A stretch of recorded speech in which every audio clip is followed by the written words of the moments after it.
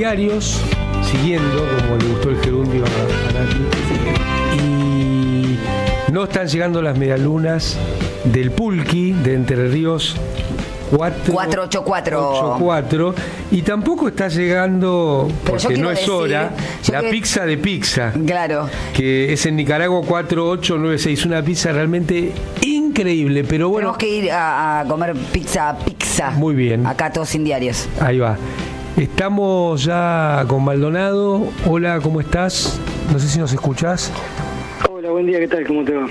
Bien, acá estamos. Bien es un decir, y hablando con vos, bueno, solamente ofrecerte el corazón y el abrazo y todo lo que podamos hacer. Pero bueno, acá decía Rinco que hay novedades. Sí, bueno, primero agradecerles por el espacio y siempre por el acompañamiento, que es importante. Sí, hubo, en verdad, el 28 de febrero de este año, después de tantos años, pudimos recusar al juez. La Cámara de Apelaciones de Comodoro Rivadavia dio lugar a eso, la misma que nos había rechazado 5 años atrás, digo, para tener en cuenta que si uno deja las cosas, estaría cerrada la causa. O sea, en su momento, claro, esa misma Cámara nos falló en contra, después de insistir, llega a la Corte Suprema, nos volvemos al mismo lugar, con todo lo mismo presentar, y ahí nos da la razón. Digo, como para evaluar cómo sería una mala praxis dentro del Poder Judicial. Tendríamos un montón de casos, ¿no? ¿Son los mismos magistrados? Sí, salvo una persona que cambió, pero después, antes había perdido, digamos, 2-1, y ahora fue al revés.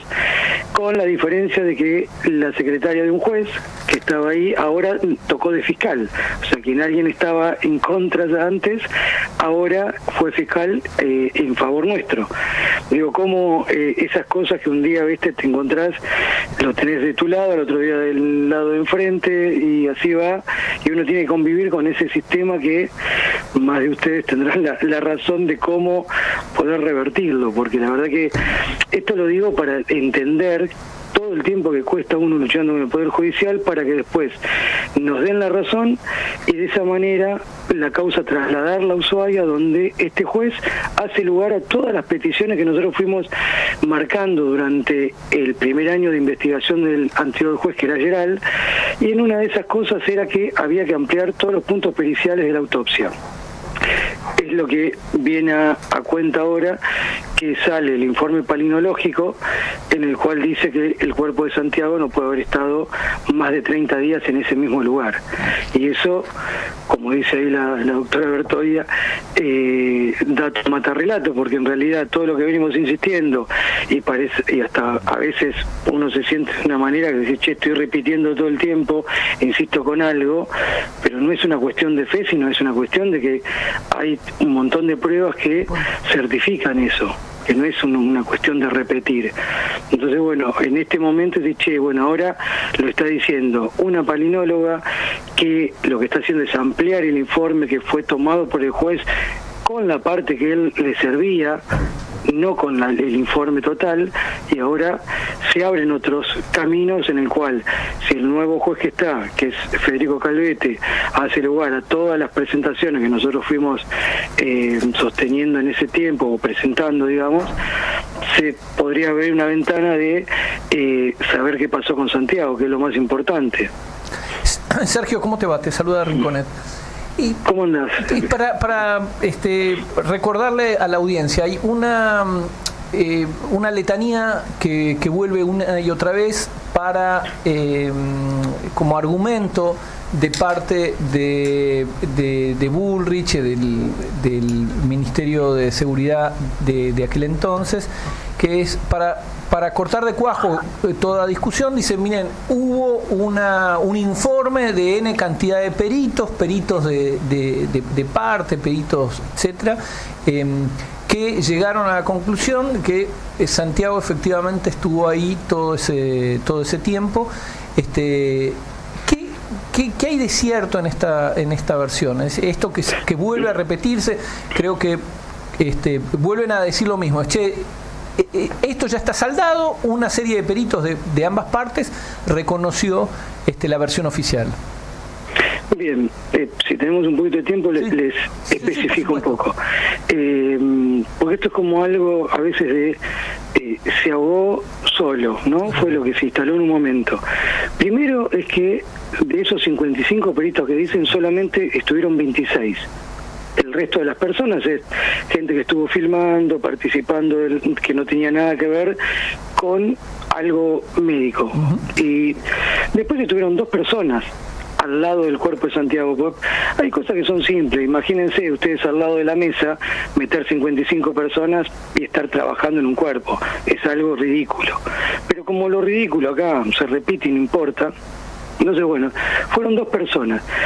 El resto lo que hizo fue mirar a través de una pantalla y dar fe de que se hizo una autopsia. Entonces la autopsia sale, ¿y cuál es la causa de muerte? Es ahogamiento con ayuda de hipotermia. Como todos los que estaban ahí no vieron que Santiago tenía un balazo en la cabeza, digo esto para que se entienda, pues si hubiese tenido un balazo en la frente, bueno, listo, ya hay una prueba de que lo mataron. Acá, como no había otra cosa, solamente lo que veían, el agua en los pulmones, todo lo que se va, lo que ven, digamos, por arriba, en las pocas horas de autopsia, lo que se hace, dice, bueno, después nos tomamos un tiempo, que pasaron más de un mes, y el 24 de noviembre, eso fue el 20 de octubre que se hizo la autopsia, 24 de noviembre, dan el resultado en el cual dice, bueno, tiene acá, fue la asfixia, entraron las diatomías, bla, bla, bla, un montón de cosas, que vos cuando empezás a leer decís, bueno, la verdad que no entendés mucho, entonces decís, bueno, empiezo a preguntar, a ver, explícame por qué tomaron una temperatura de agua mínima si desaparece el 1 de agosto y aparece el 17 de octubre, no son las mismas temperaturas. El río estaba más bajo en una fecha, después no, tenía el pelo, las huellas digitales, las uñas. Bueno, andar explicándome, decime qué día murió Santiago, porque acá no me estás diciendo nada. Bueno, eso es como para, cuando vos le preguntas a un forense, te dice, y la verdad que yo no puedo saber qué día murió. Pero murió el 1 de agosto, no lo sé. Murió el 5 de agosto, no lo sé. Y entonces, ¿por qué me dice que estuvo todo el tiempo ahí? Y ahí, ya con eso arrancamos a decir, bueno, empecemos a discutir todo el resto de las cosas.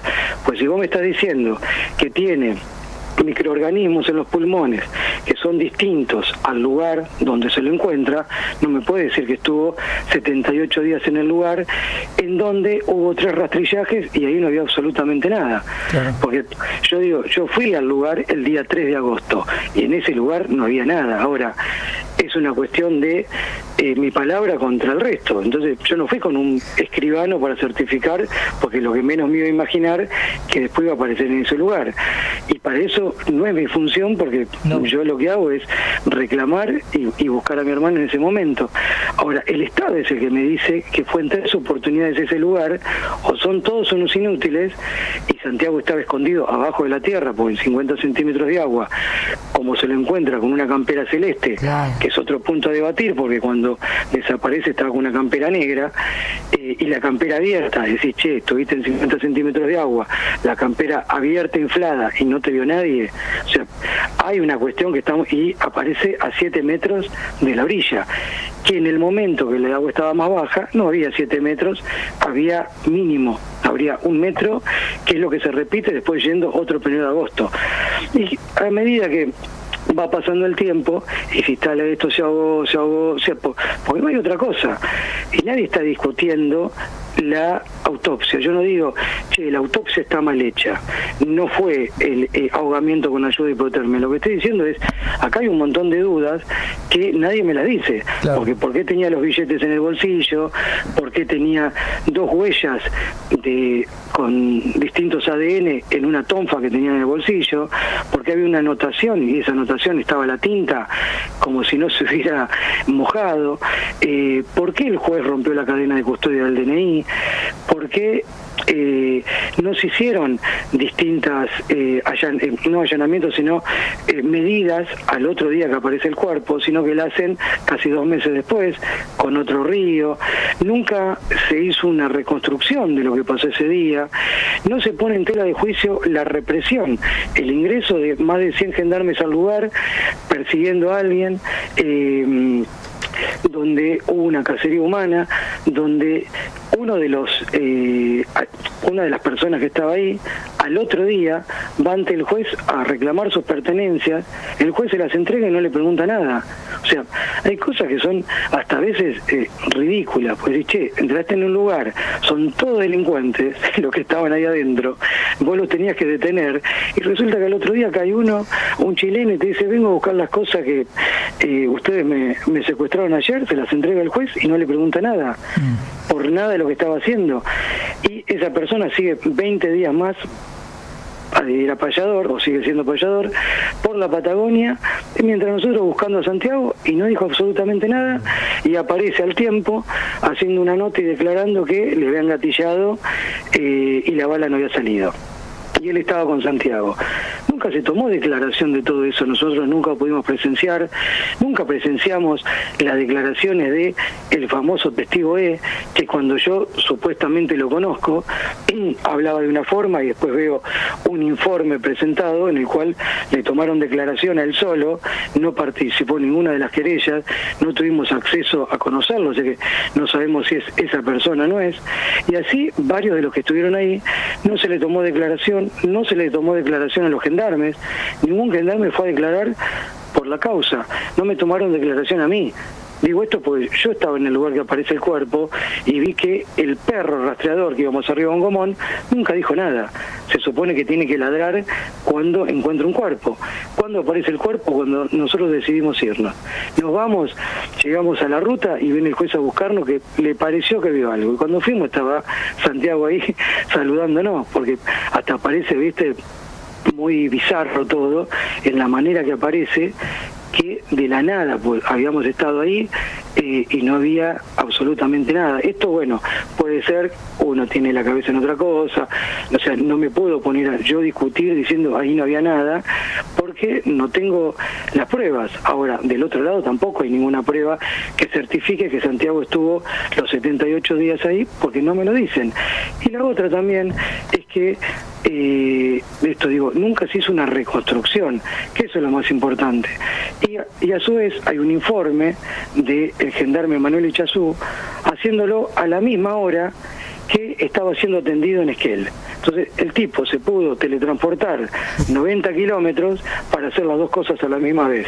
Y después tenemos un montón de irregularidades, o sea, digo, ya saliendo de la parte médica o como se lo quiera llamar del tema forense, porque tenemos libros adulterados, y vos no tenías nada que hacer, porque adulteraste los libros de kilómetros de los vehículos, rompiste faja de seguridad, lavaste camionetas, adulteraste las municiones, usaste distintas implementos, porque no eran armas, ya vemos cómo un gendarme revolea un hacha, cómo les empiezan a tirar piedras a las personas que estaban dentro de la comunidad. No hay ningún corte de ruta en ese momento y la gendarmería empieza a tirarles piedras, a provocar, y entraron de una manera sin orden judicial. Entonces hay un montón de cosas que cuando se ve eso, y ahora vemos a Patricia Bullrich, es legalizar ahora lo que se hizo de manera ilegal en ese momento, porque y también, ¿no?, como esto socialmente, cómo se instala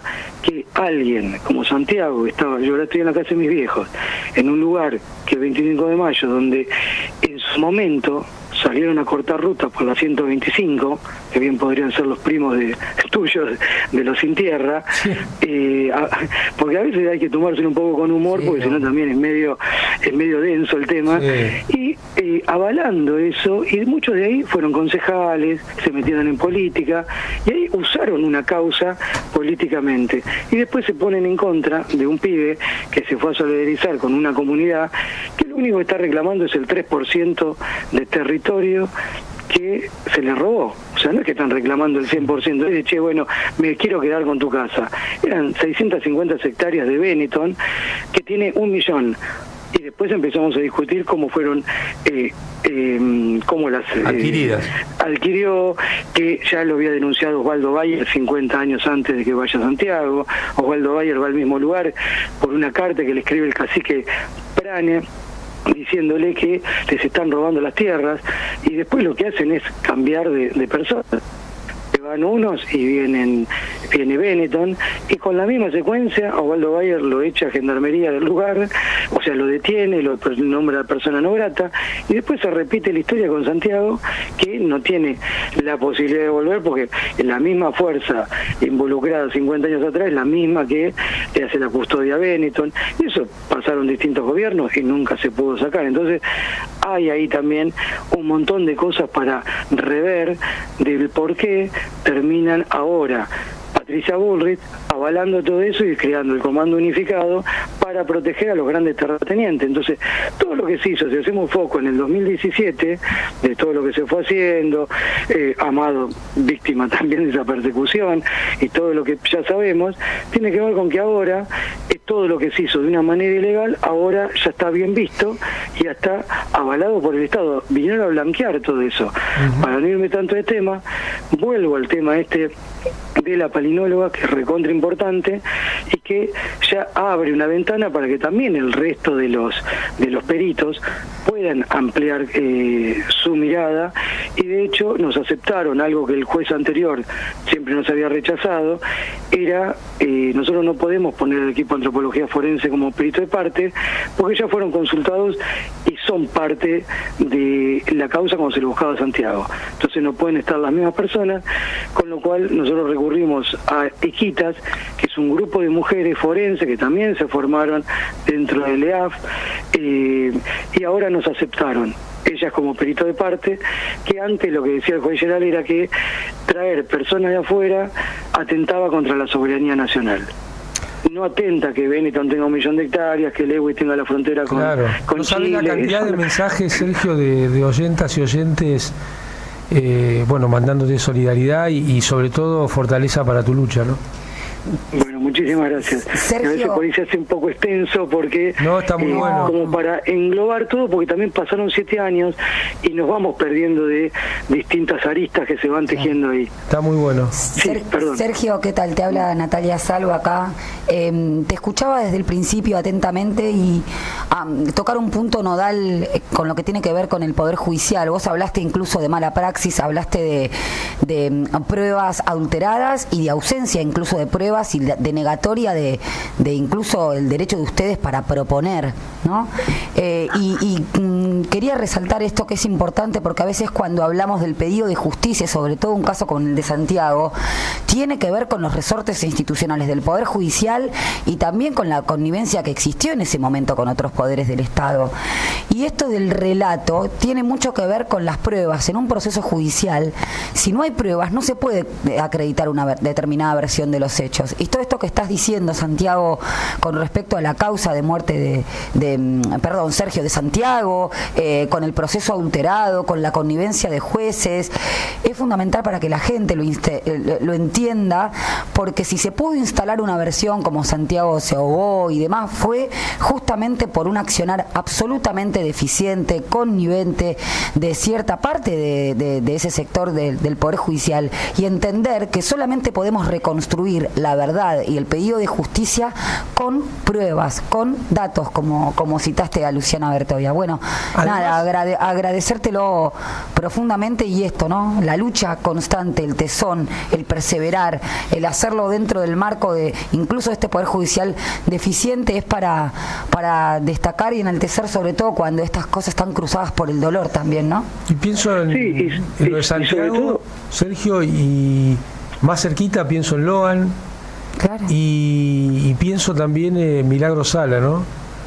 Cómo hay un sistema, y pienso en el atentado a Cristina Fernández de Kirchner. Es una saga que, es una saga atravesada por un sistema judicial. Lo de Santiago es revelador como punto de inicio de un comportamiento bastante habitual. Sí, Sergio, iba a mencionar eso, que cuando aparece Santiago se ahogó, y ahí empieza el curro de los derechos humanos, el interpelar a que los desaparecidos eran una mentira, y después de eso ya directamente no había necesidad de desaparecer a nadie, porque a Rafael Nahuel le disparan por la espalda y faltaba decir que fue un suicidio, y no pasó nada, quedó en la impunidad.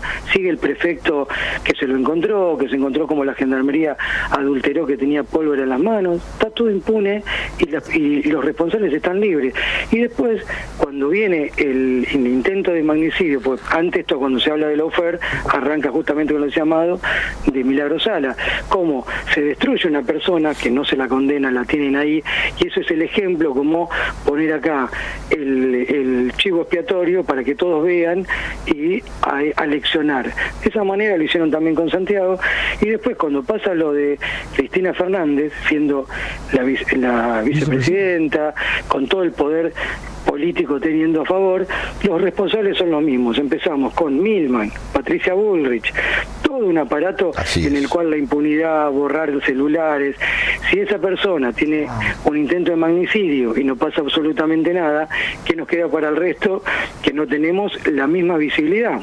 Y también ahí yo me estaba acordando con esto de todo lo del Poder Judicial, cómo se va ensamblando todo.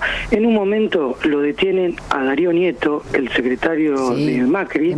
Cuando le peritan el celular, tenía agendado el teléfono de mi vieja 14 meses antes de la desaparición de Santiago. A ver, explícame, mínimamente vos tenés que llamar al tipo a ver, che, ¿por qué vos tenés agendado el teléfono de la madre de quien después de 14 meses lo desaparecen? Entonces, ¿qué hubo? ¿Un espionaje antes? ¿Qué es lo que pasó? ¿Qué es lo que tenía también dentro de esos mensajes? Un mensaje en el cual decía, Geral es nuestro, el lunes lo va a ir a ver Maíquez, ¿no? Como diciéndole, cuando asume el juez Geral, que ya estaba todo controlado. Maíquez, que es es uno de los que después fue directamente a la Lewis, claro, donde se juntaron después. Entonces, claro, digo, todo, si vos empezás en un momento cuando se tiran cosas, esto de hay que peritar el teléfono de Bullrich y se esclarecen un montón de causas, es verdad, tenemos a Milman, a Bullrich, pero esto de Darío Nieto, a nadie le llama la atención, porque nadie le pregunta cosas, todo esa de ir a ver a jueces, o sea, ponerlo con el dedo, y Sergio, después empezamos con Casal, que un día estaba en un lado, después cuando se meten las dos causas, porque cuando se mete la gendarmería en la causa nuestra, agarran y se meten para poder tener acceso y lo reconocen. Después Casal, cuando empieza una de espionaje, cambia de lugar y también dice, va y se mete en el lugar como que no se autoimputa, pero siempre tiene una artilugio ilegal diciendo, están hablando de mí, y nadie habla de él, y le dan lugar a meterse, de esa manera controlar los expedientes judiciales. Perdón, sí, no, Sergio, es que es central, porque hablas de una sistematicidad en donde el espionaje ilegal, que todas las causas que hoy en día se está investigando el espionaje ilegal en el gobierno de Mauricio Macri fueron fragmentadas. Esta fragmentación lo que hace es también fragmentar la investigación y fragmentar la explicación, sin advertir que existió espionaje ilegal. Hay infinidad de causas, ¿no?, hoy en día que se siguen investigando, sin advertir que el espionaje ilegal fue un instrumento fundamental para disciplinar, para perseguir.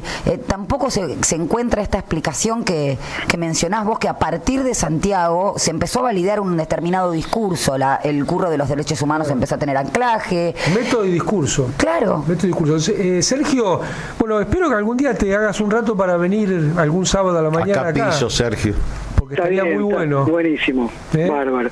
Sí, y sobre todo también, bueno, no dejo de empatizar y decir también una de estas cosas que por ahí, que la foto, tu llamado cuando te sacan, también es eso, es de agarrar y denostar, deshumanizar, y sin importar. Entonces ya está. Después, eso le llega a determinadas personas, ya está, no hay manera de revertir eso, y ese daño no lo devuelve nadie, y eso afecta, que también es otro tema para debatir, lo que va quedando, o sea, claro. En este caso puede ser quien quede expuesto, pero después también hay familias, hay un montón de personas alrededor que también terminan siendo víctimas a raíz de esa exposición y de solamente el reclamar, solamente por exponerse.